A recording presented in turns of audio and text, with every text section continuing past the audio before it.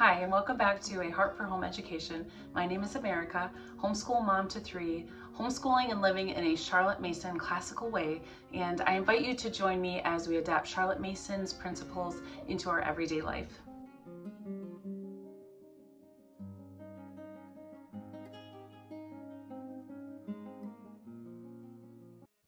So as we're wrapping up the school year, I wanted to share some of our favorite read-alouds from this year and also one big flop. So let's get into it. So of course we started off the year using the CMEC and we used some of their recommendations for these read-alouds. However, a lot of these are widely recommended read-alouds, so I'm not going to say exactly which ones were recommended by the CMEC. However, as we got into the rest of the year, I had the freedom to choose a lot of our read-alouds from Ambleside Online or other book lists that I trust and respect their recommendations. So our first read aloud of this year was Five Little Peppers and How They Grew. And this is actually our one and only read aloud flop for this year. I hated this book. I genuinely hated this book. And those are strong words and I do not use them lightly, but I thought this book was absolutely insufferable. And if this is your favorite book and you loved it, I am so sorry. But it took us from August until January to finish this book. I dreaded reading it. I just did not find it enjoyable at all. I thought the actual story, the plot line was enjoyable, but I could not stand the way that it was written. It's not because it was challenging older English. It was because things would happen and it seemed like the author just had a really hard time saying that things happened in a simple way.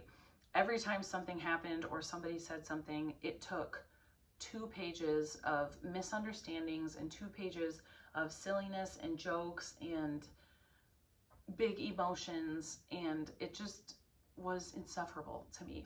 Now, my children loved it. My children asked for it, but it was not a favorite of theirs. They were not obsessed with the story, and I actually did not finish it. I looked ahead at what was going to happen, and then at a good stopping place, I sort of ad-libbed what happened at the end, and then I just put it down because read aloud time is our favorite time of the day. It is like our reward after doing our hard work, or it's what we start our day with to bring us all joy. And this was just not it for us. And honestly, I regret spending so much time in the story, but my children loved it. And so I kept it going for them. I find this book on a lot of favorites lists, but for us, it just wasn't it. So like I said, that took us from August to January, which is a long time. We normally fly through books, and this was just such a dense, difficult read that I dreaded, so I never reached for it. A lot of times if we love a book for school, I will also bring it to lunch or for after dinner or, things like that. We'll just incorporate it into other parts of our day because we love it and enjoy it so much. But that book was not one of them. So after we slogged through the end of that, well, actually in December, I switched over and did the greatest Christmas pageant ever, I think that's what it's called. I remember my dad reading that to us when we were kids. And so this was a quick, easy read. My children really enjoyed it. And it was just a sweet addition to our Christmas time. We also I looked up the Beautiful Feet Christmas pack that they have, and I checked out a lot of those books from the library, and so many of those were beautiful stories. And around Christmas time, I'll have to do another Christmas read aloud favorites because we just kind of pause our normal read alouds for Christmas time and just kind of feast on all of the amazing Christmas literature that we can. And then in January, we picked up The Wizard of Oz, and we read through that one pretty quickly, and my children enjoyed that. It was not what I was expecting. I thought it would be closer to the movie, but I should have known that the book is always way different than the movie. But my children really enjoyed this lighthearted fairy tale, and I enjoyed it too.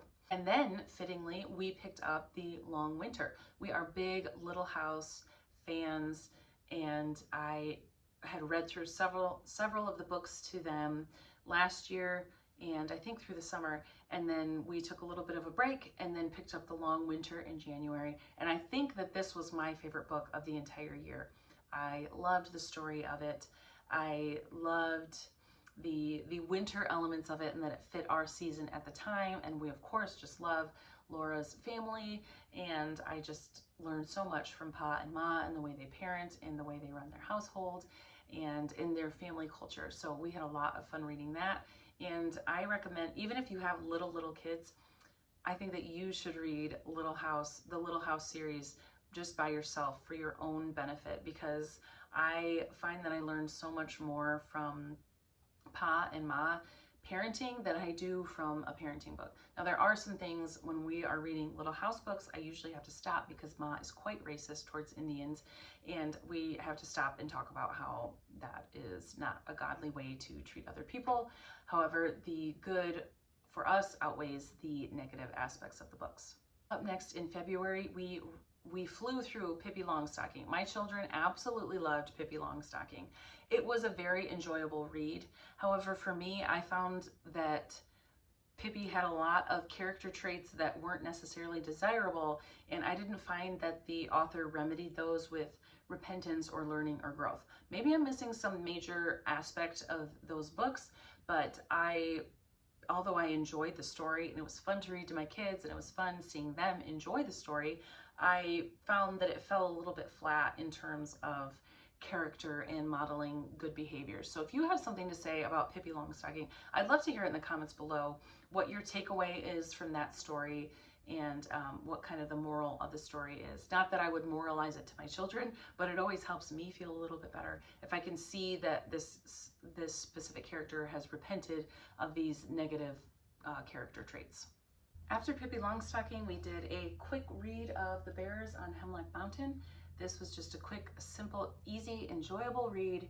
We really loved this one, and for a while on our nature walks, we would say the chant, "There are no bears on Hemlock Mountain, no bears at all." This was just a fun one that we all enjoyed and probably only took us about a week.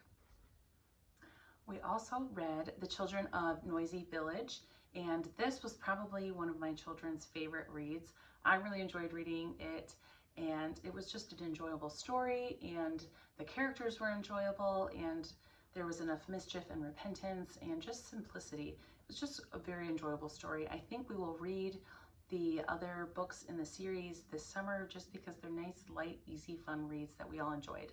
Up next, I think we started this one probably in March. This is called The Hannah, and this is from our Beautiful Feet Early American History curriculum pack that I spoke about in some of my previous videos. We love that curriculum and pretty much all of the books that come in that curriculum pack, but this one was a standout for us.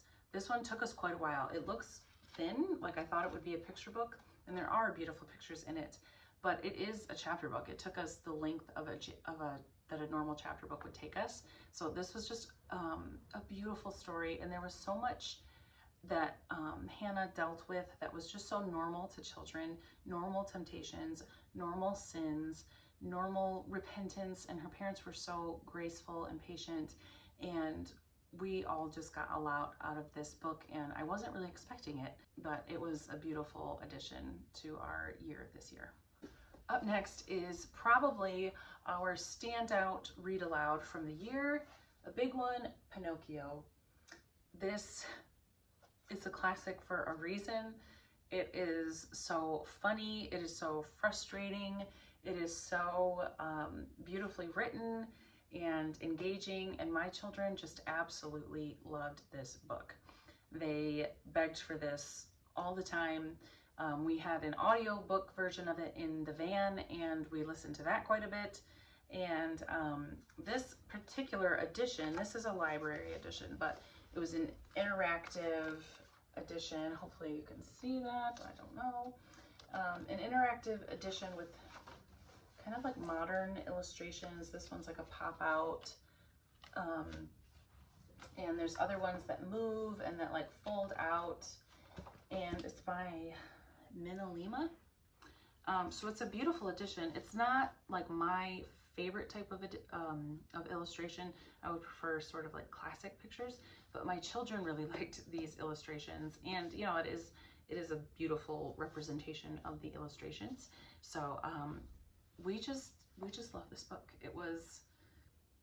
It's just a classic for a reason, and if you haven't read it with your kids, I hope that you do soon. It showed so much I wish the repentance had started sooner.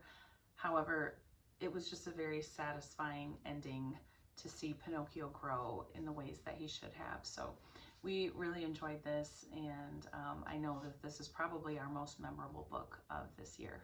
We just finished Pinocchio maybe last week, maybe the week before.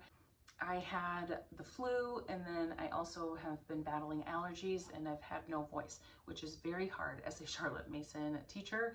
It was very hard to be able to read as much as I needed to, and there were many days that I couldn't, and I'm still struggling with like reading for the full hour. My voice is just gone, just toast, just totally fried by the end of the hour. So hopefully I get that back soon. But to end our year, to round out our year, we are doing Winnie the Pooh. We, believe it or not, have not read this yet. I tried, I think last year, and my kids just didn't care for it. They didn't ask for it. I could tell they weren't paying attention. They just didn't like the story. My youngest developed a love for the Winnie the Pooh cartoon this past summer, and it is a sweet cartoon. If you're gonna do a cartoon, it might as well be the older Winnie the Pooh cartoons. They are sweet, and they do stick to some of these storylines. Of course, the book is better, and the characters are almost completely different. The different character traits in the book. But we have started this again. We're going to fly through it. We are just used to really dense literature, so this just feels very simple and easy to us. And we're just going to fly through this. This will round out our year, along with the next read aloud that I'm going to share. But this has been such a sweet book already. We are enjoying it this time around, and my children are getting the jokes, they're getting the humor, they're seeing the silliness of Pooh, and so yeah, we are liking this one. And it just feels right to read it in the spring. I don't know why Winnie the Pooh reminds me of spring, so it's been fun to have it be spring outside and spring inside our home as we read this. And our last read aloud, we are going to be doing Winnie the Pooh and this one at the same time for the last probably 3 weeks of school is what we have left. And this is the Betsy, Tacy, Treasury. So this is 4 books in one. This is from the library, but I just bought a copy because I can tell we are going to love it. We are not very far into this, so we still have a ways to go, but I can tell that it has captured my children's attention. It's captured my attention. I like the writing, I like the story, and I can tell the children do too, both my sons and my daughter. So I'm looking forward to adding this into our family read aloud rotation. As a bonus, I just wanted to add a couple of our favorite picture books from this year. And first up is, I don't know if this is from Generations, but I bought it from the Generations website. It is Pilipino, The Jungle Adventures of a Missionary's Daughter. This is by Valerie Elliott Shepard, and this is Elizabeth Elliot's daughter, Jim and Elizabeth Elliot's daughter. And she wrote a autobiography memoir in the form of a picture book for children, and really beautiful pictures. Beautiful pictures. There's some like real pictures mixed in here, and this is what we used for our world geography sort of spine. And we just studied Ecuador, and my students would point out, my children, my kids would point out on our globe where Ecuador is. They would find it every time. Anytime we would pass by a map, they would show me where Ecuador was, talk about where it was in regards to the equator, if it's north or south of us. And so we got a lot out of the geography study of it, and it was a really fun and engaging way to study geography. Now, of course, it's just one country, but we could talk about mountains and the jungle and the river that ran through it. And with this book, my son and I, our read aloud for the evenings was Christian Heroes Then and Now book on Nate Saint. So these paired together, we got a lot of Ecuador knowledge and information, and it just became like a real living place to us. And so that was a really enjoyable way. And this book was really sweet and enjoyable. It's about Valerie Elliott Shepard as a little girl, and they called her Pilipino, and just about some of her adventures and what it was like to be a missionary's daughter. And so this was a beautiful book. I highly recommend this. This was just a really nice book. It's longer than a picture book. This is not a one-sitting book. There are chapters And I think it took us probably 2 months reading once or twice a week to get through this book. So I highly recommend this. I don't know where it's sold, but I found it at Generations. Next up was from Early American History by Beautiful Feet Books. This is Crossing Bachito, and this is a story about some slaves crossing a river into freedom and how some Native Americans helped them do that. So for us, it was, of course, nice to have Native Americans in a picture book, but the story was beautiful, and this story moved me to tears as I was reading it, and I wasn't expecting it to. And so it was just a really beautiful story that really stuck with my kids. They've mentioned it a couple times since then. And so if you are doing any type of study, any type of early American history or study on slavery or anything, this is a great addition.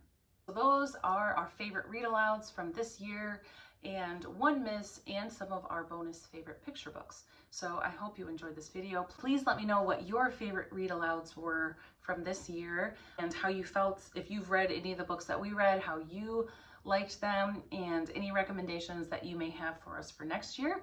And I hope to see you in the next video. I'm having so much fun picking out what our read-alouds might be for next year. So if you have any input, please comment down below your best recommendations. Thank you so much for watching, and I hope to see you in the next video.